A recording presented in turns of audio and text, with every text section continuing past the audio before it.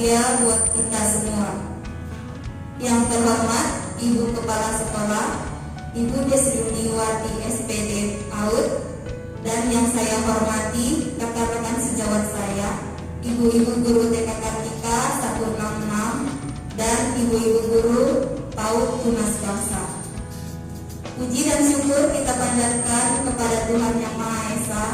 Berkat rahmat dan hidayahnya, kita masih diberikan kesehatan dan kesempatan untuk berkumpul bersama-sama dalam sosialisasi modul 1.4 budaya positif.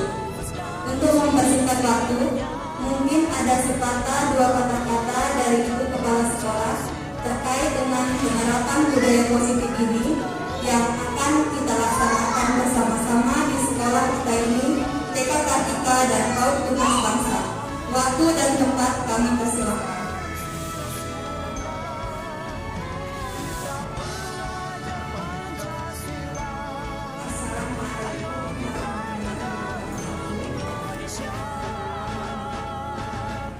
Selamat siang dan salam sejahtera bagi kita semua. Yang terhormat ibu-ibu guru TK Kartika 166 dan KB Tunas Bangsa yang sudah hadir pada kegiatan pada siang hari. Puji dan syukur tak henti-hentinya kita panjatkan kehadiran Tuhan Yang Maha Esa, di mana berkat rahmat dan karunia-Nya kita semua diberi kesehatan dan kelapangan waktu sehingga kita dapat berkumpul di ruangan ini dalam rangka sosialisasi modul 1.4 budaya positif, ya, guru penggerak, ya, yaitu ibu guru kita Rahel Verina Guru Sitepu SPD, yang pada hari ini mendapat tugas untuk memberikan sosialisasi kepada ibu-ibu guru semua. Dan budaya positif ini sudah kita lakukan selama ini, ya Bu, ya. Tapi untuk memperkuat lagi, memperdalam lagi ilmu, ya, bagaimana budaya positif ini kepada anak-anak kita. Nah, pada hari ini kita akan mendapatkan sosialisasinya dari calon guru penggerak kita, Ibu Rahel Verina Sitepu. Ya, semoga kegiatan pada hari ini lancar dan kita diberi kesehatan sampai kegiatan ini berakhir. Itu yang dapat saya sampaikan. Saya sudahi dengan wabillahi taufiq wal hidayah. Wassalamualaikum warahmatullahi wabarakatuh. Selamat siang dan salam sejahtera bagi kita semua.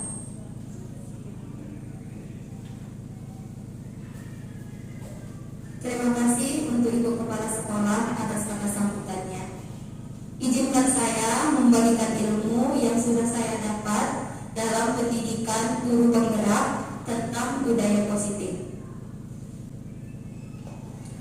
Di dalam program guru penggerak ini, saya didampingi dengan fasilitator yaitu Bapak Hasan SPD MSI dan pengajar praktik saya Ibu Emra Dinta SH SPD dan saya Rahel Verina Guru Sitepu SPD, calon guru penggerak angkatan 4 Kabupaten Karo.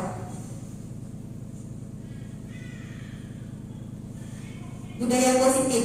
Di dalam budaya positif ini terbagi menjadi 7 bagian. Ini yang akan saya jelaskan.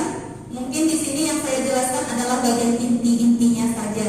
Yang pertama itu ada perubahan paradigma belajar, disiplin positif, motivasi perilaku manusia, keyakinan kelas, 5 kebutuhan dasar manusia, 5 posisi kontrol, dan yang terakhir ketiga restitusi.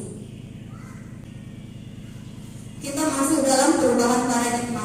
Di sini ada kegiatan pemantik. Di sini kita semuanya melakukan kegiatan.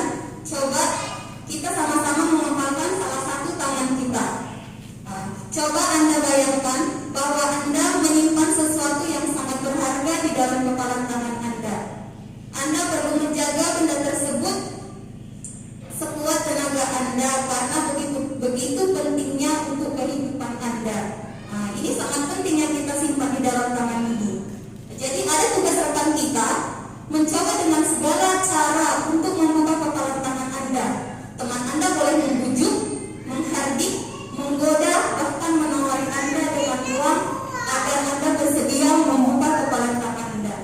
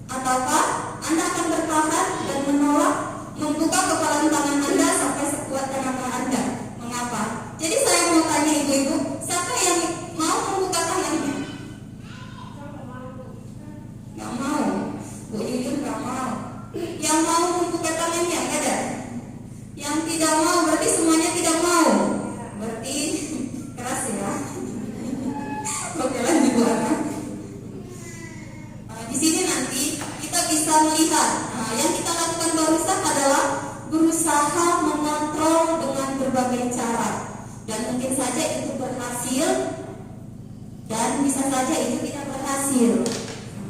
Kita sebagai pendidik pasti selalu menggunakan posisi kontrol agar anak didik kita bisa mengikuti seperti yang kita mau dengan hal-hal yang positif. Iya kan ibu-ibu, kita sering kan membujuk anak-anak dengan posisi kontrol. Bagaimana caranya? Kadang kita bujuk atau yang lainnya. Sebagian anak-anak mau mengikuti dan sebagian tidak juga. Jadi perubahan paradigma yang dapat kita lakukan adalah dengan membangun budaya yang positif. Sekolah perlu menyediakan lingkungan yang positif, aman, dan nyaman agar murid-murid mampu berpikir, bertindak, dan mencipta dengan merdeka, mandiri, dan bertanggung jawab. Ya, ini yang kedua, disiplin positif. Seperti kata ibu kepala sekolah tadi, sebetulnya ini disiplin positif sudah kita laksanakan di sekolah kita. Nah, ketika mendengar kata disiplin, apa yang terbayang di benak Anda? Apa yang terlintas di pikiran Anda? Coba, ketika kita mendengar kata disiplin. Salam mengucapkan salam masuk kelas. Ya. Aturan yang pasti. Bukan peraturan. Oke. Tepat waktu. Nah, tepat waktu itu termasuk dalam disiplin, ya Bu ya. Oke, kita lanjut. Disiplin. Kebanyakan orang akan menghubungkan kata disiplin dengan tata tertib, teratur, dan kepatuhan pada peraturan. Kata disiplin juga sering dihubungkan dengan hukuman. Padahal itu sungguh berbeda. Karena belajar tentang disiplin positif tidak harus dengan memberikan hukuman. Justru itu adalah salah satu alternatif terakhir. Dan kalau perlu tidak dilakukan sama sekali.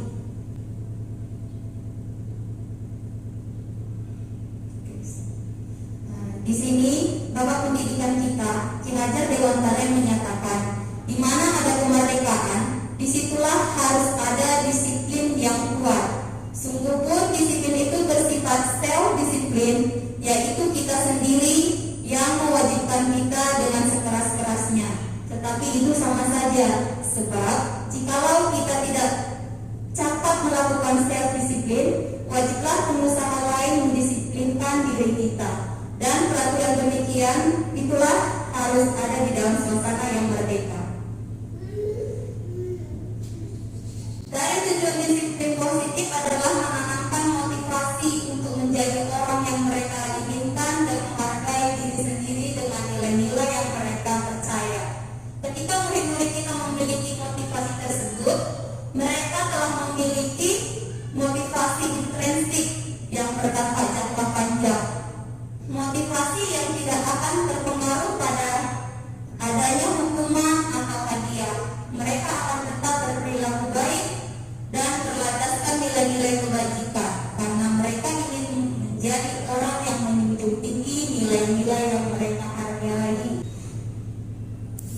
Oke, kita masuk yang ketiga, motivasi perilaku manusia. Menyatakan ada 3 alasan motivasi perilaku manusia. Yang pertama itu untuk menghindari ketidaknyamanan atau hukuman. Di sini, ini adalah tingkat terendah dari motivasi perilaku manusia. Biasanya orang yang memotivasi perilakunya untuk menghindari hukuman atau ketidaknyamanan akan bertanya, apa yang akan terjadi jika saya tidak melakukannya? Sebenarnya mereka sedang menghindari permasalahan yang mungkin muncul dan berpengaruh pada mereka secara fisik, psikologis, maupun tidak terpenuhi kebutuhannya mereka bila mereka tidak melakukan tindakan tersebut.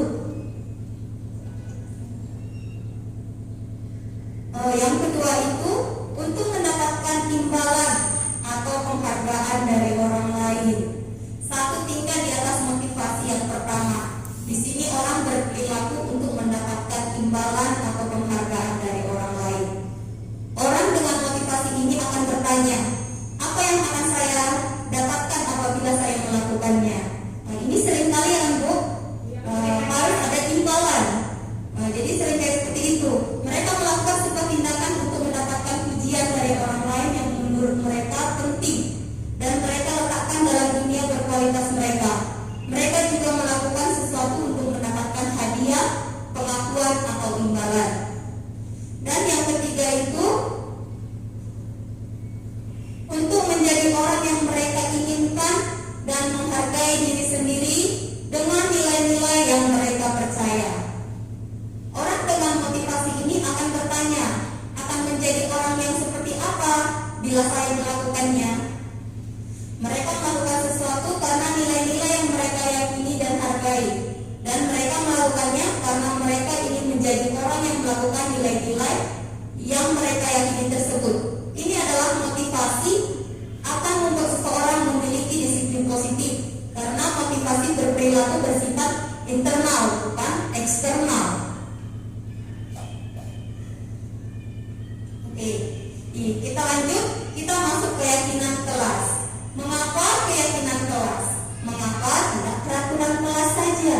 Berarti keyakinan sama peraturan itu berbeda. Jadi suatu keyakinan akan lebih memotivasi seseorang dari dalam, atau memotivasi secara intrinsik.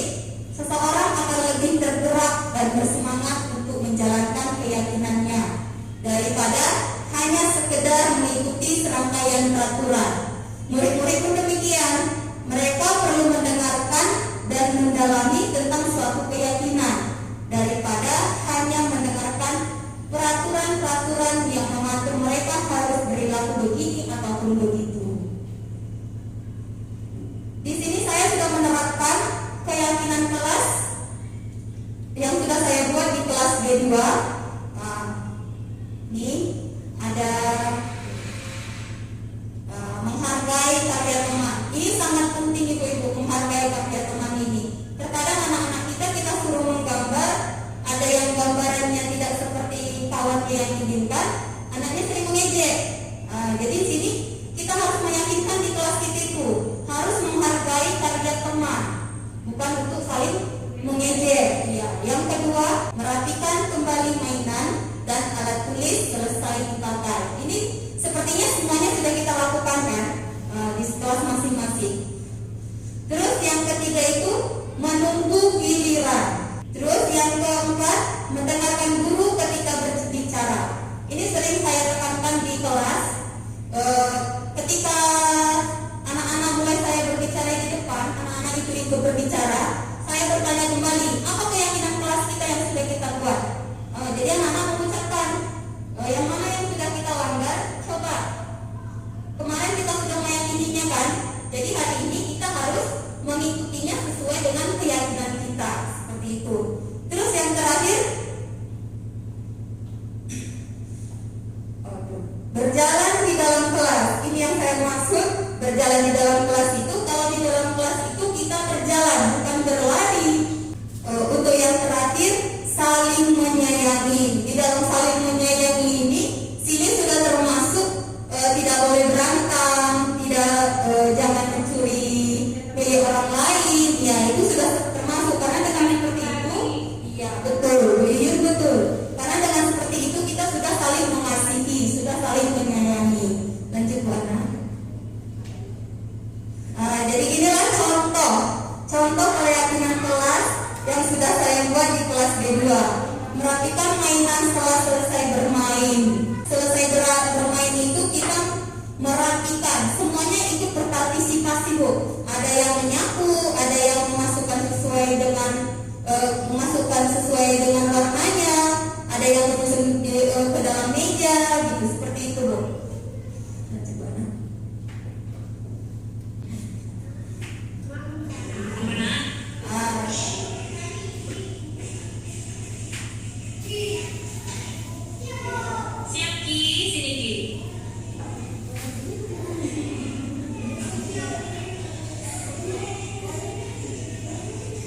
Jadi yang tadi adalah keyakinan keras, sabar menunggu giliran.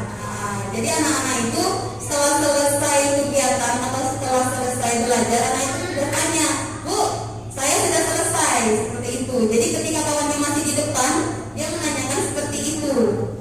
Oke, kita masuk.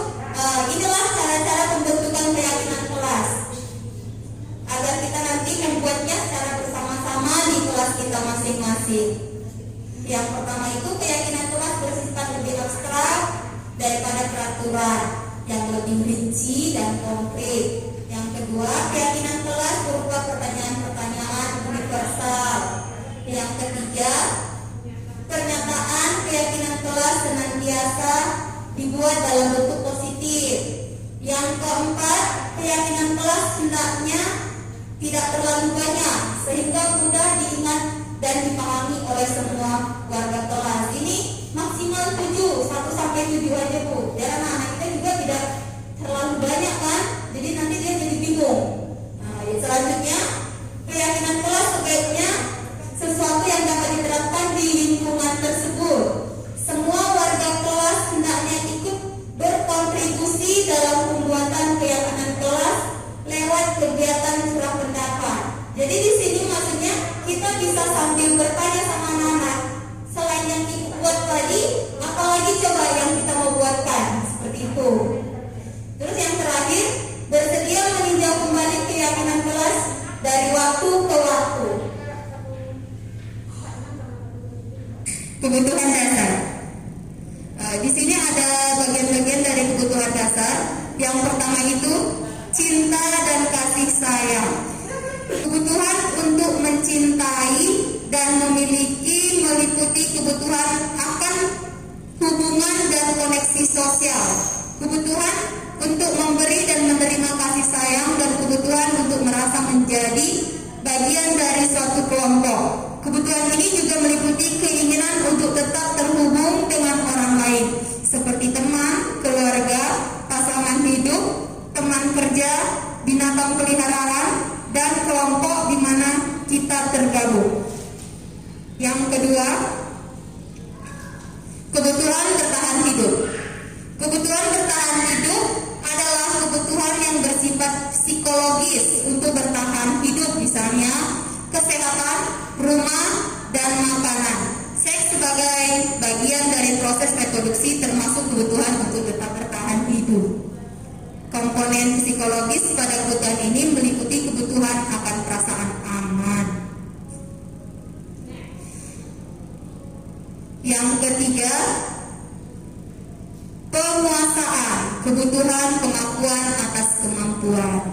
Kebutuhan ini berhubung dengan kekuatan untuk mencapai sesuatu, menjadi kompeten, menjadi terampil, diakui atas prestasi dan keterampilan kita, didengarkan dan memiliki rasa harga diri. Selanjutnya, kebebasan, kebutuhan akan pilihan.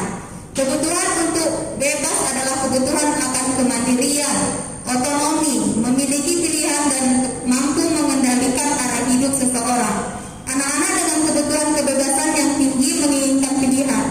Mereka perlu banyak bergerak, suka mencoba-coba, tidak terlalu terpengaruh orang lain, dan senang mencoba hal baru dan menarik.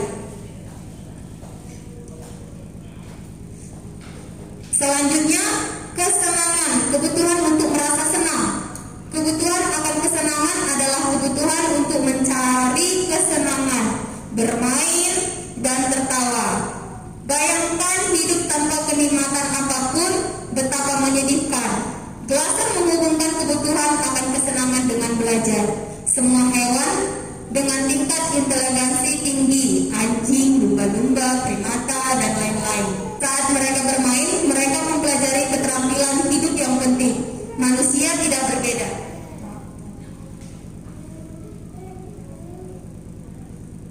Oke, sebelum kita masuk ke 5 posisi kontrol ini, kita akan sama-sama menjawab.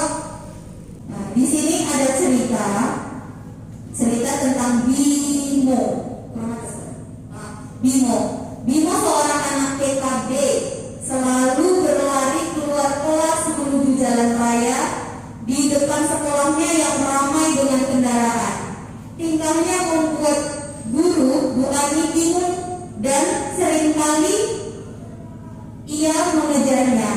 Ada beberapa kemungkinan jawaban yang diberikan Bimo. Identifikasi kebutuhan yang ingin dipenuhi oleh Bimo jika respon Bimo seperti di kolom sebelah ini.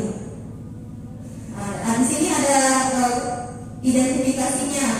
Kita lihat ya,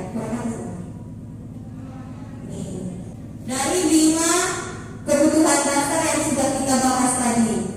Jadi di sini Nah, ibu kejar aku karena ibu guru sayang aku. Katanya ini termasuk yang mana? Kita jawabnya cinta dan kasih sayang. Coba kita tekan cinta dan kasih sayang. Atas apa sih? Oke, oh benar. Ini sebenarnya butuh cinta. Ah, yang ini, aku hebat kan? Bisa begitu. Ibu guru kejar aku. Ini termasuk yang mana? Ibu-ibu. Ini termasuk kesenangan. Coba. Oh bukan, ini kekuasaan. Oke, kita lanjut. Aku bosan belajar mewarnai terus di dalam kelas. Ini termasuk yang mana? Si Bimonya bosan belajar mewarnai terus di dalam kelas. Kebebasan, kekuasaan, kesenangan, atau cinta kasih sayang? Kebebasan. Oke, kebebasan. Kita lanjut. Ibu guru bilang, aku tidak boleh bersenandung sewaktu mengerjakan tugas. Katanya kelas harus tenang, tidak ada suara. Kan enggak seru jadinya. Ini berarti menurut kita Dinda ini butuh apa? Cinta dan kasih sayang, penguasaan, kesenangan, atau kebebasan? Kalau kita lihat dari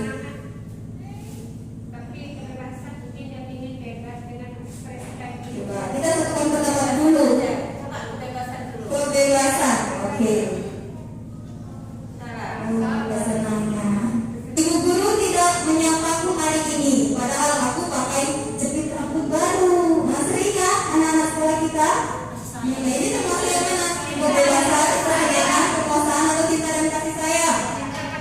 Oke, cinta dan kasih sayang. Ya. Nah, aku sebel, gambaranku tidak rapi. Malah ibu guru menunjukkan ke teman-temanku di depan kelas. Nah, ini termasuk yang mana? Cinta dan kasih sayang, kesenangan, penguasaan, atau kebebasan? Ini kita pilihnya yang mana ibu-ibu? Cinta dan kasih sayang. Bosan. Masa belajarnya cuma begitu aja? Dengerin ibu guru aja.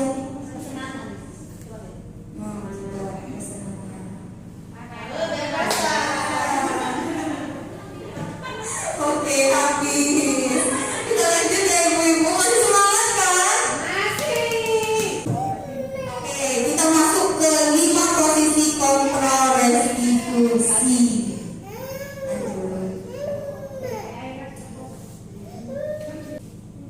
Melalui serangkaian riset dan bersandar pada teori kontrol Dr. William Glasser, dosen berkesimpulan ada 5 posisi kontrol yang diterapkan seorang guru, orang tua, ataupun atasan dalam melakukan kontrol. Kelima posisi kontrol tersebut adalah penghukum, pembuat orang merasa bersalah, teman, monitor atau pemantau, dan manajer. Mari kita tinjau lebih dalam kelima posisi kontrol ini.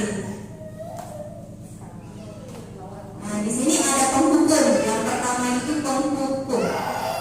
Seorang penghukum bisa menggunakan hukuman fisik maupun verbal. Orang-orang yang menjalankan posisi penghukum senantiasa mengatakan bahwa sekolah memerlukan sistem atau alat yang dapat lebih menekan murid-murid lebih dalam lagi. Guru-guru yang menerapkan posisi penghukum akan berkata, patuhi aturan saya, atau awas. Kamu selalu saja salah. Selalu, pasti selalu yang terakhir selesai. Yang kedua, membuat orang merasa bersalah. Pada posisi ini biasanya guru akan bersuara lebih lembut. Membuat orang merasa bersalah akan menggunakan kepentingan yang membuat orang lain merasa tidak nyaman, bersalah, ataupun rendah diri. Kata-kata yang keluar dengan lembut akan seperti, ibu sangat kecewa sekali dengan kamu. Berapa kali bapak harus memberitakan kamu ya? Atau gimana coba kalau orang tua kamu tahu kamu berbuat begini? Inilah contohnya. Dan yang ketiga adalah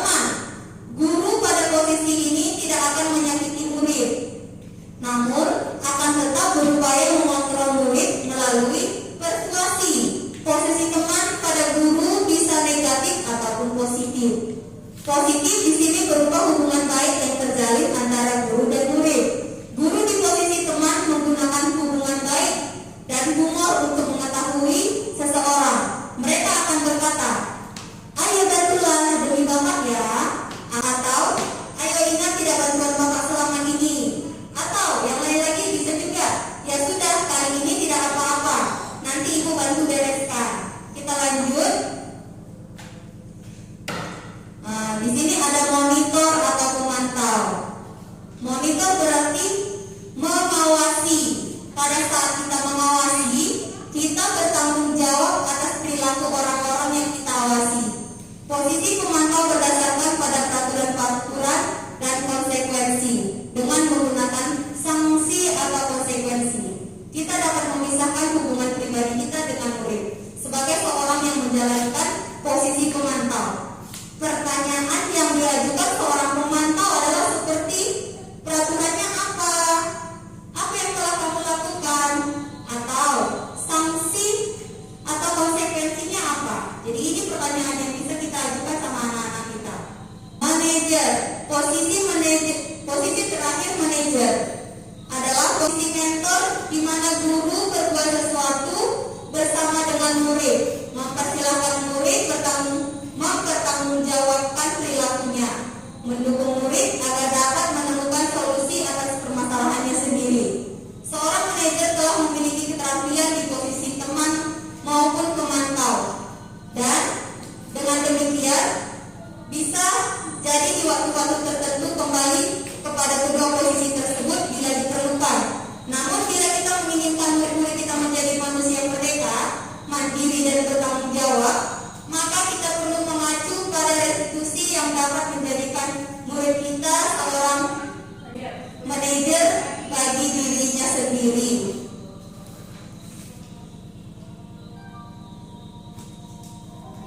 Di manajer, murid diajak untuk menganalisis kebutuhan dirinya maupun kebutuhan orang lain. Di sini penekanan bukan pada kemampuan membuat konsekuensi, namun dapat berkolaborasi dengan murid bagaimana memperbaiki kesalahan yang ada. Seorang manajer akan bertanya, apa yang kita yakini? Kembali ke keyakinan kelas yang sudah kita buatkan tadi. Terus, apakah kamu meyakininya?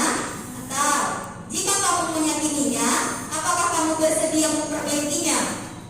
Jika kamu memperbaiki ini, hal ini menunjukkan apa tentang dirimu?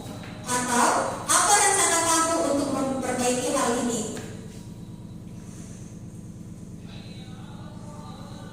Oke. Yang terakhir, kita masuk ke segitiga restitusi. Di dalam segitiga restitusi ini, restitusi sebuah cara menanamkan disiplin positif pada murid. Restitusi adalah proses menciptakan kondisi bagi murid untuk memperbaiki kesalahan mereka, sehingga mereka bisa kembali pada kelompok mereka dengan karakter yang lebih kuat. Ini perkataan dari Gosses 2004. Restitusi juga adalah proses evaluasi yang mengajarkan murid